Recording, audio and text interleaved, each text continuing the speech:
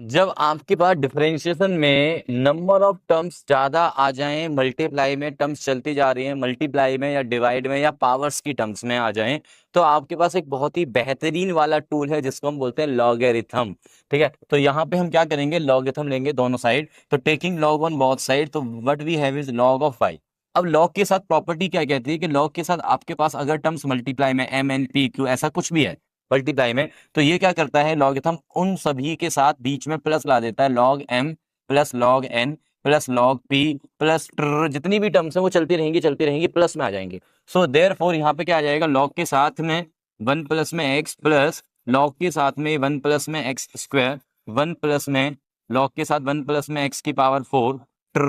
चलते चलते लॉग के साथ में वन प्लस में एक्स की पावर में टू इंटू एन राइट। अब मेरे पास क्या होगा, डिफरेंशिएशन करेंगे sir, differentiating both side, log y का डेरिवेटिव वन अपॉन में y और y का डेरिवेटिव dy अपॉन dx, और you can write it y dash, log का derivative one upon one plus में x, log का डेरिवेटिव वन अपॉन में one plus में एक्स स्क्वायर, और वन प्लस में एक्स स्क्वायर का डेरिवेटिव ऊपर लिख दिया मैंने 2x। सिमिलरली ये हो गया 4x³ अपॉन में वन प्लस में एक्स की power 4 and so on, last में आ जाएगा वन प्लस में एक्स की पावर में 2n, और यहाँ पे आएगा 2n पावर आगे एक्स की पावर में 2n माइनस का 1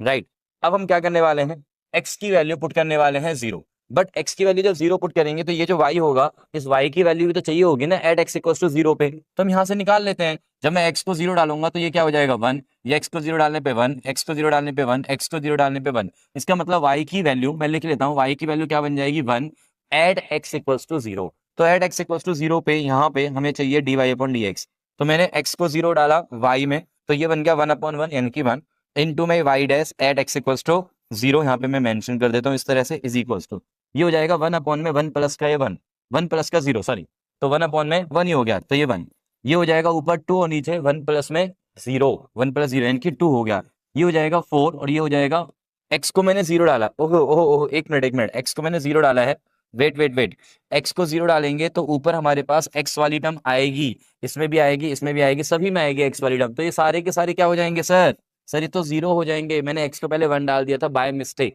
ठीक है, तो यहाँ पे x को 0 डाला, ये हो गया 1, ये हो गया हमारा, ठीक है, तो यहाँ पे सिर्फ और सिर्फ क्या बचा 1 बचा, तो x को 0 डालने पे वैल्यू 1 आ गई यानी कि सी ऑप्शन। अब आप मुझे बताना है कि जब भी आप लॉगरिथम यूज करते हैं तो मतलब आपको ये याद रखना है कि लॉगरिथम की कुछ प्रॉपर्टीज होती है, उन प्रॉपर्टीज को अप्लाई करना मत भूलना।